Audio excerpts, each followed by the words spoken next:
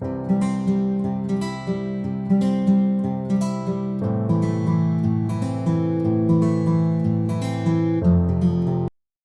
प्यारे बच्चों, आप सभी का स्वागत है गुरुकुल परिसर यूट्यूब चैनल पे। बच्चों, हमने लास्ट क्लास में हमने डिस्कस किया था क्वेश्चन नंबर 12 फर्स्ट पार्ट को। जैसा आप सभी को मालूम है, हम chapter number 5 linear equations and inequations को स्टडी कर रहे हैं और एक्सरसाइज 5B के हमने लास्ट क्लास में क्वेश्चन नंबर 12 फर्स्ट पार्ट को सॉल्व किया था। आई होप वो सभी क्वेश्चंस आपको अच्छे से क्लियर हो गए हैं। नाउ चलिए, अभी हमारा थर्ड लेक्चर है, थर्ड क्लास है एक्सरसाइज 5B की। रिमेनिंग क्वेश्चंस को हम इस क्लास में कंप्लीट कर देंगे। अब हम मूव करते हैं क्वेश्चन नंबर 12 सेकेंड पार्ट पे। जैसा आप सभी देख सकते हैं स्क्रीन पे यहाँ पे क्वेश्चन नंबर 12 आपको गिवन है। इन क्वेश्चन नंबर 12 में आपको गिवन है यहाँ पे कि Anuj has an equal number of 2 rupee 5 rupee coins. He also have some 1 rupees coins. If the total number of coins is 40 and their value is 120, then how many 5 rupees and 2 rupees coins does he have? तो हमें यहाँ पे बोला है कि अनुज के पास ना 2 rupees के और 5 रुपीज के कॉइन्स है और दोनों के नंबर उसके पास क्या है, इक्वल है। नेक्स्ट हमें बोला है उसके पास कुछ 1 रुपीज के कॉइन्स भी हैं। अब बोला है कि अगर टोटल नंबर जो है ना कॉइन्स के वो 40 हैं और उनकी जो वैल्यू है वैल्यू 120 है, तो बताओ उसके पास 5 और 2 रुपीज के कॉइन्स कितने होते हैं। तो सबसे फर्स्ट हम अपना क्या करेंगे, जो डाटा में गिवन है उसको हम नोट करेंगे। तो मैं यहाँ पे गिवन है total number of coins. Total number of coins, total number of coins, तो हमारे पास जो टोटल नंबर है कॉइन्स के वो हैं हमारे पास 40 और जो इनकी टोटल वैल्यू है, टोटल वैल्यू जो है ना इन 40 कॉइन्स की, टोटल वैल्यू ऑफ कॉइन्स वो है हमारे पास 120। यानी कि जो हमारे पास ये 40 कॉइन्स है ना, इन 40 कॉइन्स में से कुछ कॉइन्स हमारे पास क्या है, 2 रुपीज के हैं, कुछ 5 रुपीज के हैं और कुछ हमारे पास 1 रुपीज के कॉइन्स हैं।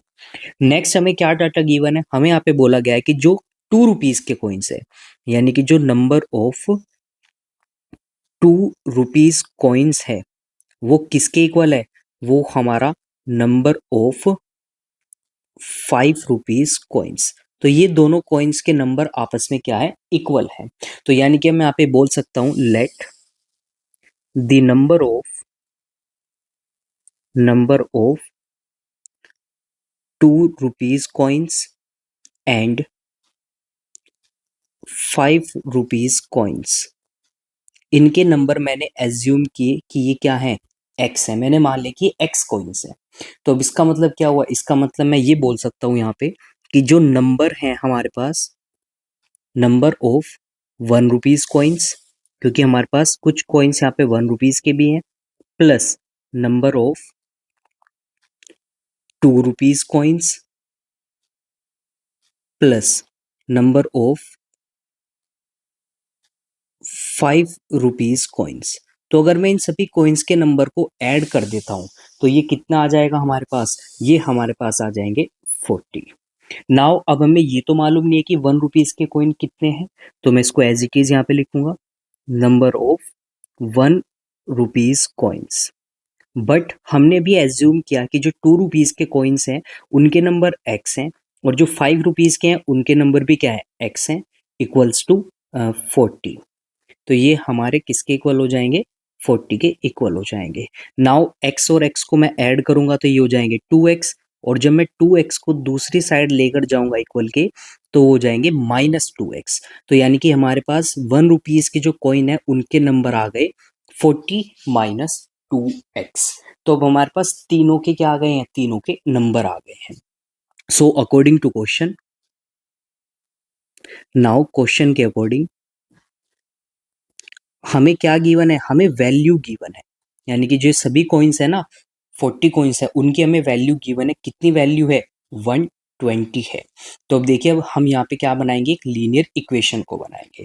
तो लीनियर इक्वेशन सबसे पहले हम बात करते हैं यहाँ पे किसकी, 2 रुपीज के कॉइन्स की। तो 2 रुपीज के कॉइन्स कितने हमारे पास, एक्स है, और एक 2 रुपीज के कॉइन्स की वैल्यू कितनी होती है, 2 होती है। यानी कि मैं 2 की मल्टीप्लाई कर दूंगा एक्स से, तो ये वैल्यू हो जाएगी किसकी, 2 रुपीज के कॉइन्स की। इसी तरह से एक 5 रुपीज के कॉइन की वैल्यू कितनी होगी, 5, और कितने कॉइन्स है, एक्स हैं, तो ये हो जाएगी 5 इंटू एक्स प्लस ₹1 के कॉइन की वैल्यू कितनी होगी 1, और कितने कॉइन्स है हमारे पास 40 माइनस 2x, और जो टोटल वैल्यू है इनकी वो कितनी है हमारी 120 है। तो जैसा आप यहाँ पे देख सकते हैं अब हमारे पास क्या आ गई है, एक लीनियर इक्वेशन आ गई है। तो अब हमें सिंपली इसको क्या करना है, सॉल्व करना है और x की वैल्यू को फाइंड करना है। तो ये हो जाएगा हमारा 2x प्लस 5x प्लस 1 की मल्टीप्लाई करेंगे तो कोई चेंज नहीं होगा, एज इट इज हमारे पास नंबर आ जाएंगे इक्वल्स टू 120। अब देखिए यहाँ पे जो ये 2x है ये पॉजिटिव है और ये 2x नेगेटिव है, तो दोनों एक दूसरे को क्या कर देंगे, कैंसिल कर देंगे। तो अब हमारे पास यहाँ पे क्या बच गया 5x प्लस 40। अब मैं अगर इस 40 को, इस प्लस 40 को अगर मैं उधर लेके जाता हूँ तो ये क्या हो जाएगा 5x equals to 120 minus 40।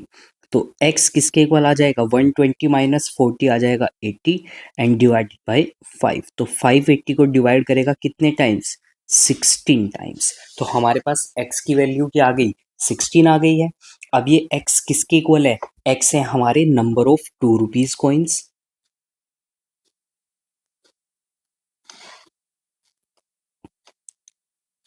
So number of ₹2 coin कितने हो गए 16 हो गए, एंड नंबर ऑफ ₹5 कॉइन किसके इक्वल है, ये भी हमारा x के इक्वल है।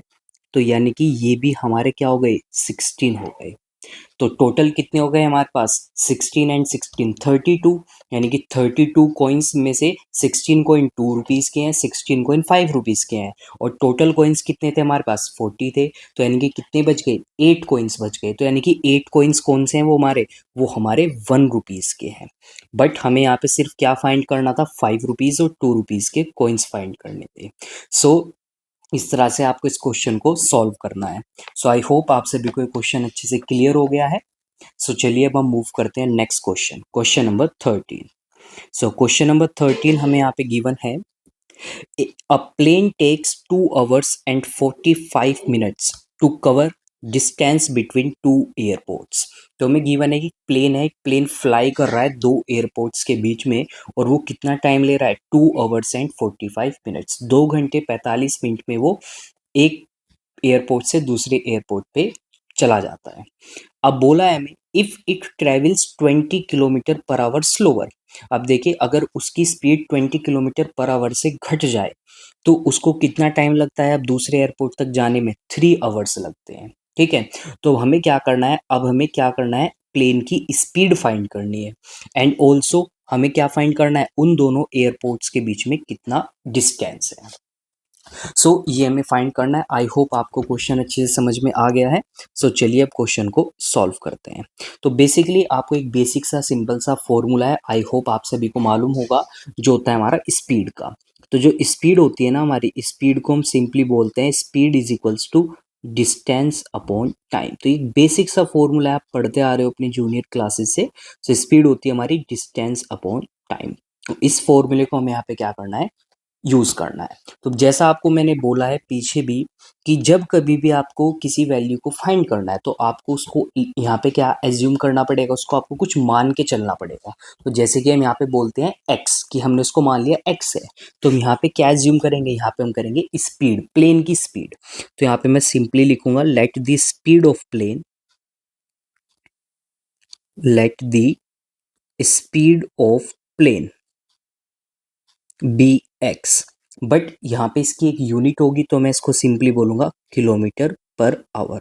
तो मैंने मान लिया है कि जो प्लेन की स्पीड है ना वो x km/h है। नाउ अब उसको कितना टाइम लग रहा है, फर्स्ट केस में टाइम टेकन, तो पहले केस में कितना टाइम लग रहा है उसको 2 hours and 45 minutes लग रहे हैं। अब देखिए यहाँ पे ये डिफरेंट डिफरेंट यूनिट्स है टाइम की, तो मुझे यहाँ पे इनको क्या करना पड़ेगा, एक सेम यूनिट पे कन्वर्ट करना पड़ेगा। तो 2 आवर्स हो गया हमारे पास यहाँ पे। नाउ 2 आवर्स हो गया हमारे पास। अब हमें क्या करना है 45 मिनट को किस में कन्वर्ट करना है, आवर्स में कन्वर्ट करना है। तो आप सभी को मालूम है 1 आवर में कितने मिनट्स होते हैं हमारे 60 मिनट्स होते हैं। समझ में आ गया सभी को। तो इसका मतलब क्या हुआ,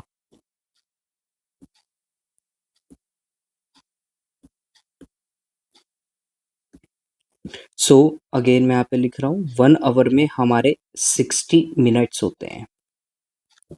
नाउ 1 मिनट में कितने आवर होंगे, तो ये हो जाएगा 1/60 आवर्स। तो 45 मिनट में कितने आवर्स हो जाएंगे हमारे, तो ये हो जाएगा 45 डिवाइडेड बाय 60, जो किसके इक्वल आ जाएगा, 3/4 के इक्वल आ जाएगा। तो 45 मिनट्स में कितने आवर हो जाएंगे, 3/4 आवर हो जाएंगे। तो मैं यहाँ पे इसको ऐड कर दूंगा, 3/4 आवर। अब यहाँ पे मैं एलसीएम लूंगा, तो एलसीएम आ जाएगा 4। सो इधर मैंने 1 मान लिया, तो यानी कि ये हो जाएगा 8 + 3, तो ये हो गया 11/4 आवर्स। तो ये क्या लगा हमारा, यहाँ पे इतना टाइम लगा उसका।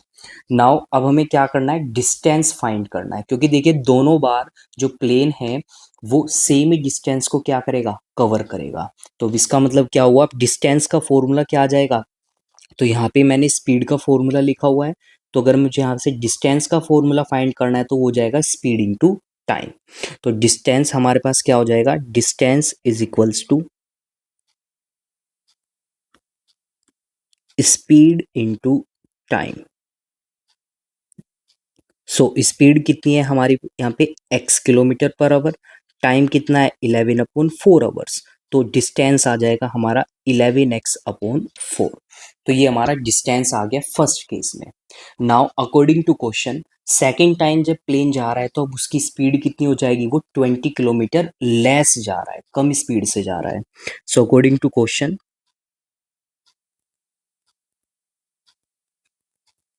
According to question, now speed of plane, plane की स्पीड अब कितनी हो गई है। सो ओरिजिनल जो स्पीड थी प्लेन की वो x किलोमीटर पर आवर थी। अगर वो 20 किलोमीटर स्लो जाएगा तो ये हो जाएगी x-20 kilometre per our. Now अब टाइम कितना ले रहा है वो, अब टाइम ले रहा है 3 आवर्स का। तो डिस्टेंस क्या हो जाएगी हमारे पास यहाँ पे, डिस्टेंस हो जाएगी again speed into time. So again मैं यहाँ पे फॉर्मूला लिख रहा हूँ, स्पीड इनटू टाइम। तो स्पीड अब हमारी हो गई है x-20 मल्टीप्लाई बाय टाइम 3। सो जब मैं इसको सॉल्व करूंगा आगे तो ये हमारे पास क्या आ जाएगा,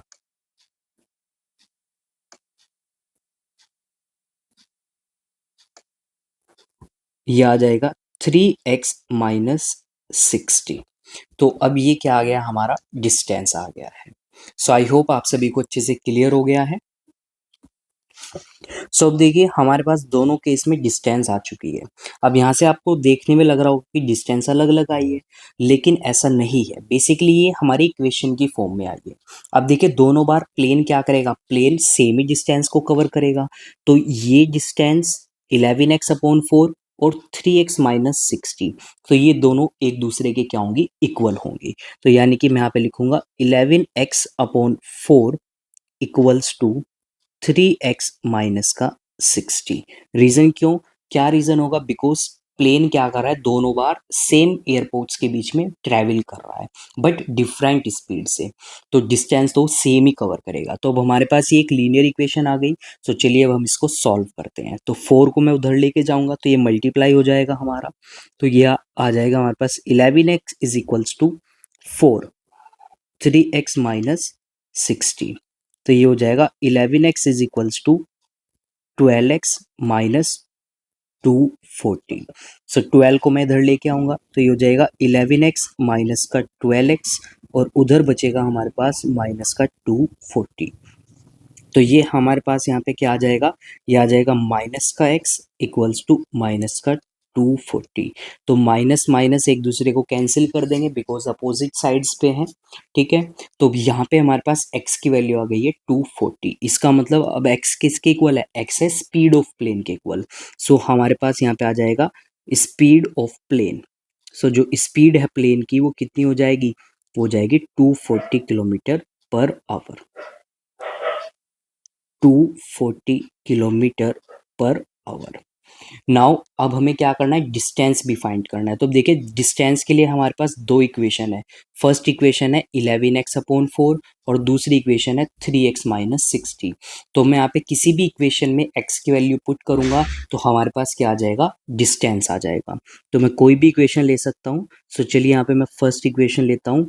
तो डिस्टेंस आ जाएगा हमारे पास 11x/4।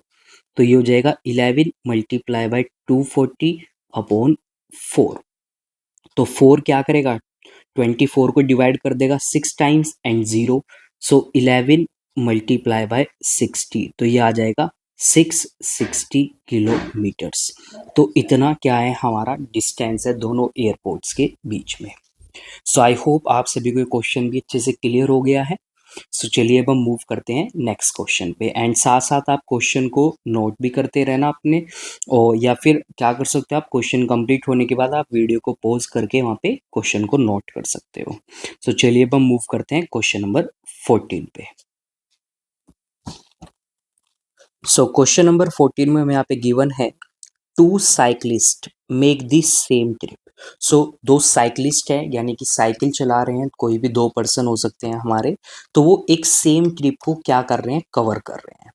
The first one takes 3.5 hours and the second with a speed that is 1 kilometer per hour greater than that of the first takes 3 hours। तो अब देखिए दोनों क्या कर रहे हैं, सेम ट्रिप को कवर कर रहे हैं, इसका मतलब दोनों सेम डिस्टेंस को कवर कर रहे हैं। जो फर्स्ट वाला है, फर्स्ट वाले को जो टाइम लग रहा है उसको कवर करने में वो 3.5 आवर्स लग रहे हैं। वहीं पे जो दूसरा है उसको क्या लग रहे हैं, 3 आवर्स लग रहे हैं, यानी कि थोड़े कम टाइम में जा रहा है, बिकॉज हमें गिवन है कि वो 1 किलोमीटर की ज़्यादा तेज स्पीड से कवर कर रहा है। तो अब हमें क्या करना है यहाँ पे, find the speeds of the two cyclist, दोनों की स्पीड फाइंड करना है, और साथ ही साथ हमें क्या फाइंड करना है, कितना डिस्टेंस वो कवर करेंगे। तो देखिए ऑलमोस्ट सेम ही कंसेप्ट है हमारा, जैसा हमने भी क्वेश्चन नंबर 13 को सॉल्व किया है।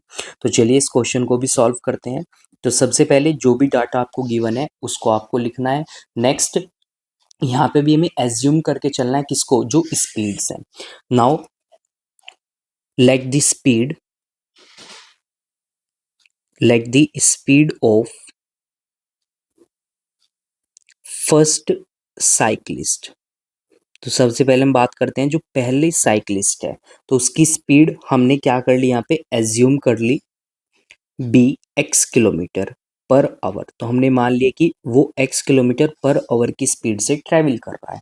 तो उसको कितना टाइम लग रहा है, तो उसको जो टाइम लग रहा है वो है 3.5 आवर्स। 3.5 आवर में वो क्या कर रहा है, अपनी जर्नी, अपनी ट्रिप को कंप्लीट कर रहा है। तो डिस्टेंस कितना हो जाएगा यहाँ पे, तो डिस्टेंस का भी हमने लास्ट क्वेश्चन में भी फॉर्मूला स्टडी किया था। तो डिस्टेंस हमारा हो जाएगा speed into time, speed into time. तो स्पीड यहाँ पे कितनी है x, टाइम कितना है 3.5, तो ये हो जाएगा 3.5x किलोमीटर। नाउ अब बात करते हैं हम सेकंड साइकिलिस्ट की। तो जो सेकंड साइकिलिस्ट है हमारा, वो क्या कर रहा है, वो कितनी स्पीड से जा रहा है, वो 1 किलोमीटर ज़्यादा स्पीड से जा रहा है। सो let the speed of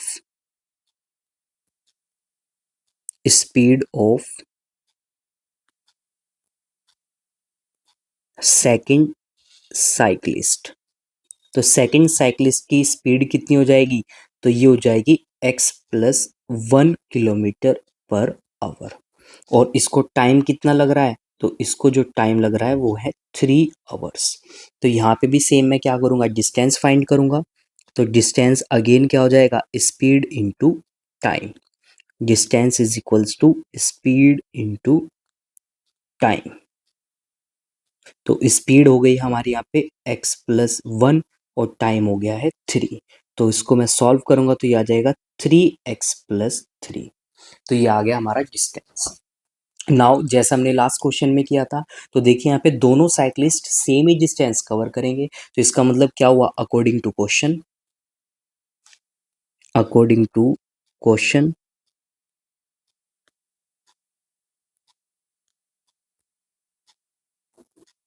question के अकॉर्डिंग तो दोनों डिस्टेंस इक्वल होंगे, यानी कि 3.5x एंड 3x प्लस 3 दोनों इक्वल हो जाएंगे।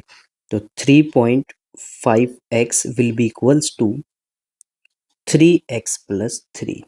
अब लाइक टर्म्स को मैं एक साइड लेके जाऊंगा तो ये हो जाएगा 3.5x minus 3x equals to 3। तो ये आ जाएगा 0.5x इक्वल्स टू 3। तो मैं 0.5 को उधर लेके जाऊंगा तो यह आ जाएगा 3/0.5। 5। अब देखिए अगर मैं यहाँ से डेसिमल रिमूव करता हूँ तो ऊपर क्या आ जाएगी, एक जीरो आ जाएगी, तो ये हो जाएगा 30/5। 5 30 को डिवाइड करेगा 6 टाइम्स, तो x की वैल्यू हमारे पास क्या आ गई है, 6 आ गई है। अब हमें क्या करना है, दोनों साइकिलिस्ट की स्पीड फाइंड करनी है। तो फर्स्ट साइकिलिस्ट की स्पीड कितनी है हमारी, स्पीड ऑफ फर्स्ट साइकिलिस्ट, तो ये थी हमारी x, तो इसका मतलब ये हो गई 6 kilometre per our. Now speed of second cyclist, second cyclist की कितनी स्पीड है हमारी, तो ये है x+1, तो ये हो गई 6+1 यानी कि 7 किलोमीटर पर आवर। नाउ अब बात करते हैं डिस्टेंस की, तो डिस्टेंस कितना कवर कर रहे हैं ये, डिस्टेंस कवर्ड। तो अब देखिए डिस्टेंस कवर करने के लिए दो इक्वेशन है हमारे पास, एक है 3.5x और एक है 3x+3। तो आप कोई भी यहाँ पे यूज कर सकते हैं, दोनों में क्या आएगा, आंसर आपका सेम ही आएगा। तो अगर मैं यहाँ पे 3.5x लेता हूँ तो वैल्यू पुट करते हैं अब हम x की, तो 3.5 मल्टीप्लाई बाय 6, तो इसको जब आप मल्टीप्लाई करोगे तो आएगा 21 या 21.0 किलोमीटर, जिसकी वैल्यू 21 ही होगी। तो ये हमारा क्या हो जाएगा, डिस्टेंस हो जाएगा जो दोनों साइकिलिस्ट क्या कर रहे हैं, कवर कर रहे हैं। सो आई होप आप सभी को क्वेश्चन अच्छे से क्लियर हो गया है। नाउ चलिए मूव करते हैं हम नेक्स्ट क्वेश्चन पे।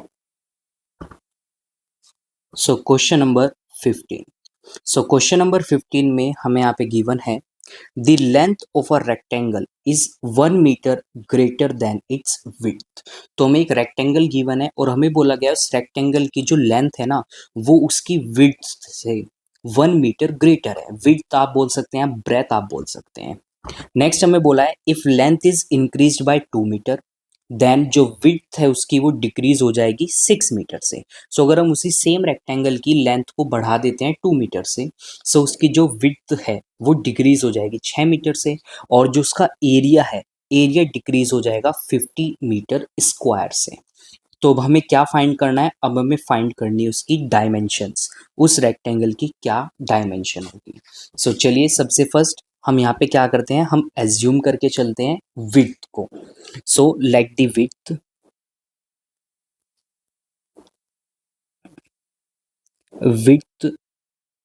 ऑफ द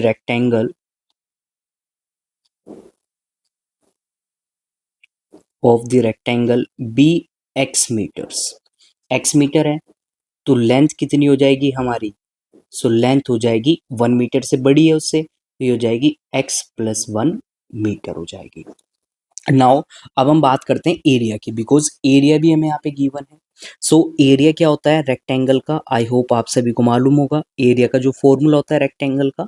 सो जो एरिया होता है रेक्टेंगल का वो होता है हमारा length into breadth, length into breadth, या आप विड्थ भी बोल सकते हो, एक ही बात है वहाँ पे।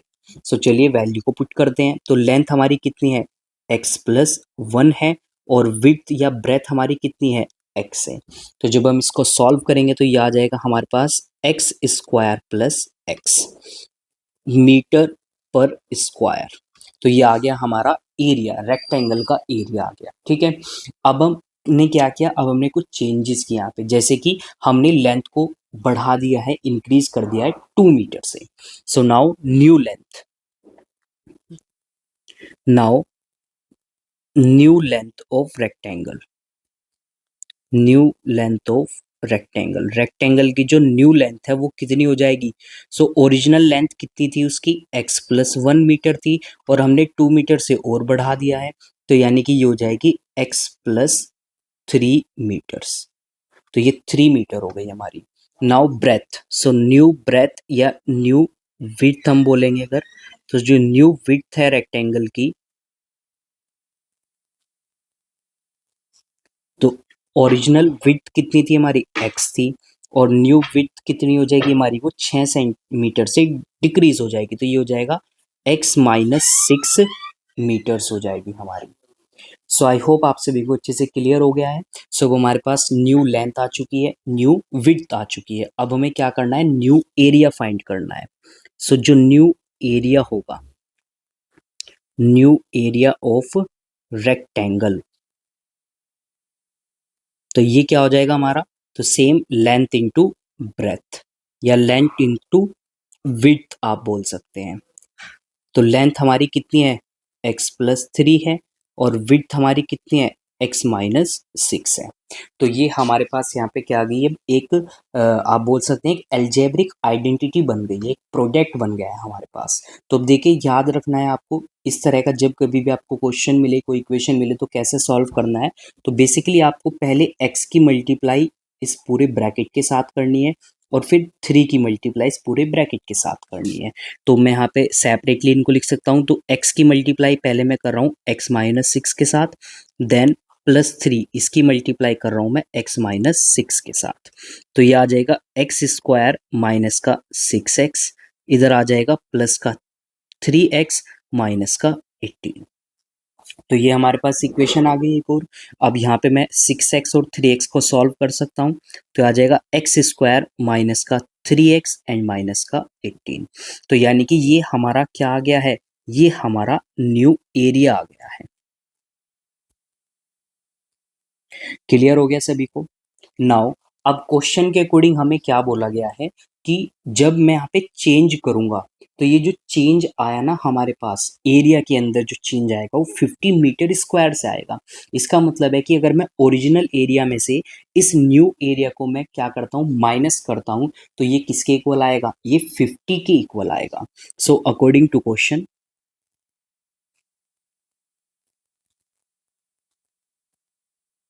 According to question, original area minus new area will be equals to 50 metre square. तो ओरिजिनल एरिया हमारा कितना है, x² plus x, new area कितना है हमारा, x² माइनस का 3x एंड माइनस का 18 इक्वल्स टू 50। नाउ ब्रैकेट को ओपन करना है, तो ये एज इट इज आ जाएंगे हमारे, बट इधर ब्रैकेट से पहले माइनस साइन है, तो माइनस साइन के अंदर मल्टीप्लाई हो जाएगी। तो ये बन जाएगा -x² plus 3x and plus 18 equals to 50। Now अब आप यहाँ पे देख सकते हैं हमारे पास एक x² है पॉजिटिव साइन के साथ और एक है नेगेटिव साइन के साथ। तो ये दोनों एक दूसरे को क्या कर देंगे, कैंसिल कर देंगे। नाउ अब जो बाकी टर्म्स बची है x एंड 3x, तो ये हो जाएगा 4x एंड 18 को मैं उधर ले जाऊंगा, तो ये हो जाएगा 50 माइनस का 18। Now x will be equals to, तो 50 में से 18 को जब हम सब्सट्रैक्ट करेंगे तो ये आ जाएगा 32 एंड 4 को मैं इधर लेके आऊंगा डिवीजन में, तो ये आ जाएगा 8। तो हमारे पास x की वैल्यू कितनी आ गई है, 8 आ गई है। नाउ अब हमें क्या करना है, डायमेंशंस फाइंड करनी है। डायमेंशन का मतलब हमें लेंथ और विड्थ की वैल्यू को फाइंड करना है। तो अब देखिए जो हमारी विड्थ है, तो जो विड्थ है वो हमने एज्यूम की थी, क्या थी हमारी, वो थी x मीटर्स। तो x की वैल्यू है 8, तो यानी कि विड्थ हो गई हमारी 8 मीटर। एंड लेंथ, तो जो लेंथ थी हमारी वो थी x+1 मीटर। सो ये हो जाएगा 8+1 यानी कि 9 मीटर्स। तो ये दोनों हमारी आ गई हैं डायमेंशंस। तो ये हमारी डायमेंशंस हैं किसकी, उस रेक्टेंगल की। सो आई होप आप सभी को क्वेश्चन अच्छे से क्लियर हो गया है। सो देखिए बहुत इजी क्वेश्चन था। नाउ अब हम मूव करते हैं क्वेश्चन नंबर 16 पे। क्वेश्चन नंबर 16 भी हमारा किस पे बेस्ड है, रेक्टेंगल के कंसेप्ट पे बेस्ड है। तो हमें यहाँ पे बोला है the length of a rectangle is 5 metre greater than its width. तो मैं बोला है कि जो लेंथ है रेक्टेंगल की वो 5 मीटर से बड़ी है, किससे, विड्थ से बड़ी है। नेक्स्ट हमें बोला है कि अगर उसका जो पैरामीटर है रेक्टेंगल का वो 50 मीटर्स है, तो बताओ उसकी लेंथ कितनी होगी। सो पैरामीटर हमें यहाँ पे गिवन है। सो आई होप आपको मालूम होगा पैरामीटर क्या होता है बेसिकली। तो पैरामीटर को हम सिंपली डिफाइन करते हैं, पैरामीटर होता है हमारा सम ऑफ ऑल दी साइड्स। जितनी भी साइड्स होती हैं किसी भी गिवन फिगर में, उन सभी साइड्स को अगर आप ऐड कर दोगे, यानी कि एक तरह से किसी भी गिवन फिगर की अगर आप बाउंड्री की लेंथ को फाइंड कर लोगे तो वो पैरामीटर के इक्वल होगी। सो चलिए यहाँ पे हम एज्यूम करते हैं कि जो उसकी विड्थ है, विड्थ वो कितनी लेंगे, हम x मीटर लेंगे। सो let the width of the rectangle, rectangle की विड्थ हमने एज्यूम की बी एक्स मीटर्स, तो इसकी लेंथ कितनी हो जाएगी, लेंथ 5 मीटर से ग्रेटर है तो लेंथ हो जाएगी x प्लस 5 मीटर्स। क्लियर हो गया सभी को। नेक्स्ट हमें गिवन है पैरामीटर। सो पैरामीटर हमारे पास क्या है, पैरामीटर की वैल्यू है हमारी 50 मीटर्स। नाउ आई होप आप सभी को फॉर्मूला भी मालूम होगा पैरामीटर ऑफ रेक्टेंगल क्या होता है। तो बेसिकली पैरामीटर ऑफ रेक्टेंगल का फॉर्मूला होता है पैरामीटर ऑफ रेक्टेंगल, तो ये होता है हमारा 2 length plus breadth, length plus breadth, या आप बोल सकते हैं विड्थ। नाउ चलिए वैल्यू पुट करते हैं। तो रेक्टेंगल का जो पैरामीटर है वो है 50 मीटर्स इक्वल्स टू 2, लेंथ है हमारी कितनी x प्लस 5, और ब्रेथ हमारी कितनी है, ब्रेथ है हमारी x। तो ये इक्वेशन बन गई। सो चलिए सॉल्व करते हैं इस इक्वेशन को। तो ये आ जाएगा 50 equals to 2 x plus x, तो ये हो जाएगा हमारा 2x प्लस का 5। नाउ ब्रैकेट को ओपन करेंगे तो 2 की मल्टीप्लाई हो जाएगी, तो ये हो जाएगा 4x प्लस का 10। तो 4x की वैल्यू कितनी आ जाएगी, ये आ जाएगा 50 माइनस का 10, तो x आ जाएगा हमारा 40 अपॉन 4। तो x की वैल्यू आ गई हमारी 10। अब हमें क्या करना है, लेंथ फाइंड करनी है। तो लेंथ हमारी कितनी है, लेंथ है हमारी x प्लस 5, x प्लस 5, तो x हो गया हमारा 10 प्लस 5, तो इसकी जो लेंथ आ गई है वो आ गई है 15 मीटर्स। सो देखिए कितना इजी क्वेश्चन था, बिल्कुल स्मॉल छोटा सा क्वेश्चन था हमारा। सो आई होप आप सभी को ये क्वेश्चन अच्छे से क्लियर हो गया है। नाउ चलिए अब हम मूव करते हैं नेक्स्ट क्वेश्चन। सो क्वेश्चन नंबर 17। सो क्वेश्चन नंबर 17 में हमें बोला है एक राइट एंगल ट्राइंगल है हमारा, यानी कि जिसमें एक एंगल 90 डिग्री का होगा हमारा। नेक्स्ट हमें बोला है one of the acute angle is 1/5 the other. तो हमें बोला है कि जो उसका एक एक्यूट एंगल है ना वो क्या है, वो दूसरे का 1/5 है।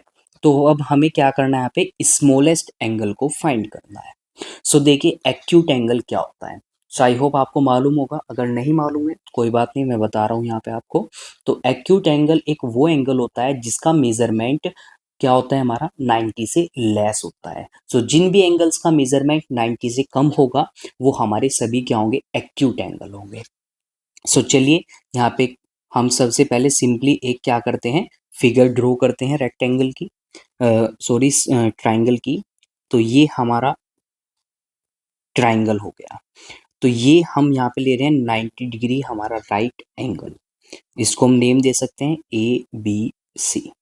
सपोज करो ये हमारा एक्यूट एंगल मैंने मान लिया x, तो सीधी सी बात है दूसरा इसका क्या हो जाएगा, 1/5 हो जाएगा, तो 1/5x हो जाएगा। तो यहाँ पे मैं सिंपली राइट करूंगा let the acute angle, let the acute angle be x। So एक एक्यूट एंगल अगर मैंने x लिया है then other, other acute angle will be 1/5 of it, और you can simply write x upon 5। Now अब हम यहाँ पे क्या करेंगे, अब हम यहाँ पे एक प्रॉपर्टी यूज करेंगे ट्राइंगल की, जो क्या होती है, angle sum property. So according to angle sum property, according to angle sum property, angle sum property of a triangle. So तीनों एंगल का जो सम होता है वो 180 डिग्री के इक्वल होता है। तो एक एंगल हमारे पास यहाँ पे x, दूसरा एंगल है x/5, और थर्ड एंगल है हमारे पास 90। तो इन तीनों का सम कितना हो जाएगा, 180 डिग्री हो जाएगा। नाउ अब यहाँ पे 90 को मैं उधर लेके जाता हूँ, तो ये x plus x/5 equals to 180 degree minus 90 degree. अब मैं इधर एलसीएम लूंगा तो एलसीएम आएगा 5, तो इधर 5 से मल्टीप्लाई हो जाएगी plus x equals to 90 degree. 5 को मैं इधर लेके आऊंगा, यहाँ पे हो जाएगा 6x equals to 90 multiply by 5। x को भी मैं इसको 6 को मैं उधर लेके जाऊंगा तो ये हो जाएगा 90 मल्टीप्लाई बाय 5 अपॉन 6। 6 90 को डिवाइड करेगा कितने टाइम्स? 15 टाइम्स। नाउ ये आ जाएगा हमारे पास 15 मल्टीप्लाई बाय 5, तो x की वैल्यू कितनी आ गई हमारी? 75 डिग्री आ गई है। अब हमें क्या करना है? स्मॉलेस्ट एंगल फाइंड करना है, स्मॉलेस्ट एक्यूट एंगल। तो दो एक्यूट एंगल है हमारे पास, एक x है और दूसरा x का 1/5 है। तो सीधी सी बात है, यही क्या हो जाएगा हमारा? स्मॉलेस्ट एंगल हो जाएगा। तो ये वाला जो एंगल है ना हमारा, तो ये क्या हो जाएगा? हमारा स्मॉलेस्ट एंगल हो जाएगा। तो चलिए वैल्यू फाइंड करते हैं इस एंगल की।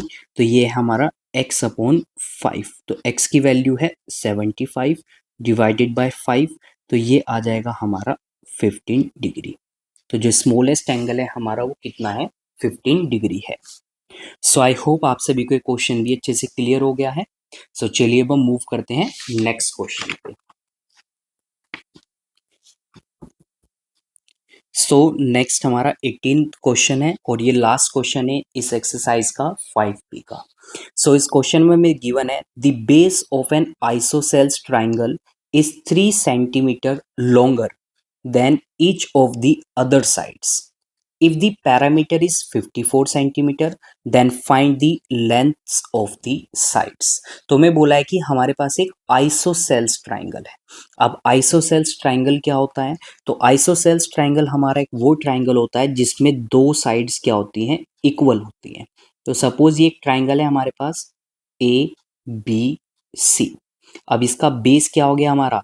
इसका बेस हो गया हमारा BC। तो ये हमारा यहाँ पे क्या है? बेस है। ठीक है। अब आइसोसेल्स ट्राइंगल में क्या होता है? हमारा दो साइड्स इक्वल होती है। तो सपोज ए बी और ए सी ये दोनों इक्वल है। समझ में आ गया सभी को? तो हमें बोला है कि जो ये दोनों साइड्स है ना, इक्वल जो साइड्स हैं, सो जो बेस है ना वो 3 सेंटीमीटर क्या है? इन साइड से लॉन्गर है। तो हम यहाँ पे सिंपली एज्यूम कर सकते हैं, let the sides, let the equal sides, equal sides. तो कौन कौन सी साइड इक्वल है? A B and AC। तो इनको मैंने मान लिया कि ये कितनी है? x सेंटीमीटर के इक्वल है। देन बेस, तो बेस कितना हो जाएगा हमारा? बेस क्या है यहाँ पे हमारा? BC है। तो ये हो जाएगा हमारा कितना? x प्लस 3 सेंटीमीटर, क्योंकि ये 3 सेंटीमीटर से उनसे क्या है? बड़ा है। नाउ पैरामीटर हमें गिवन है। सो ट्राइंगल का पैरामीटर आप सभी को मालूम है, पैरामीटर ऑफ ट्राइंगल। तो जैसा अभी मैंने पीछे भी क्वेश्चन में बताया था, पैरामीटर का मतलब होता है सम ऑफ ऑल साइड्स। तो perimeter of triangle is equals to sum of all sides. तो कितनी साइड होंगी एक ट्राइंगल में? 3 साइड्स होंगी। कौन कौन सी है? AB plus BC plus AC। और पैरामीटर हमें कितना गिवन है? 54 सेंटीमीटर। सो वैल्यू पुट करते हैं अब इनकी। तो 54 is equals to AB, AB कितना है? x है। BC कितना है? x प्लस 3 है। और AC कितना है? ये भी हमारा x है। तो ये आ जाएगा 54 is equals to 3x plus का 3 को मैं इधर लेके आऊंगा। 54 माइनस का 3 इक्वल्स टू 3x। तो x हमारा किसके इक्वल आ जाएगा? 51 डिवाइडेड बाय 3। 3 51 को डिवाइड करेगा कितने टाइम्स? 17 टाइम्स। तो x की वैल्यू हमारी कितनी आ गई? 17 आ गई। तो हमें क्या करना है? उसकी लेंथ को फाइंड करना है सिंपली। तो अब हमारे पास AB किसके इक्वल है? x के इक्वल है। x किसके इक्वल है? 17। तो ये 17 सेंटीमीटर। AC किसके इक्वल है? x के इक्वल है। तो ये भी 17 सेंटीमीटर हो जाएगा। BC किसके इक्वल है? x प्लस 3 के। तो ये हो जाएगा 17 प्लस 3। तो ये आ जाएगा हमारा 20 सेंटीमीटर। तो ये हमारे पास यहाँ पे क्या आ गई है? तीनों साइड आ गई है उसकी। सो आई होप आपको ये क्वेश्चन भी अच्छे से क्लियर हो चुका है। तो यहाँ पे हमारे टोटल 18 क्वेश्चंस गिवन थे एक्सरसाइज 5B में। तो सभी क्वेश्चंस कंप्लीट हो चुके हैं। सो आई होप आप सभी को क्वेश्चंस अच्छे से क्लियर हो गई है, एक्सरसाइज क्लियर हो गई है। नाउ आपको अगर कोई भी क्वारी है, कुछ भी है, तो आप वीडियो के कमेंट में मेंशन कर सकते हैं उस क्वारी को। सो बच्चों अब हम नेक्स्ट क्लास में स्टार्ट करेंगे नेक्स्ट एक्सरसाइज 5C को। So dear students, please lecture को शेयर करो अपने फ्रेंड्स के साथ में, लाइक करो, चैनल को सब्सक्राइब करो। सो बच्चों मिलते हैं अब हम नेक्स्ट क्लास में। So thank you all of you for watching this class.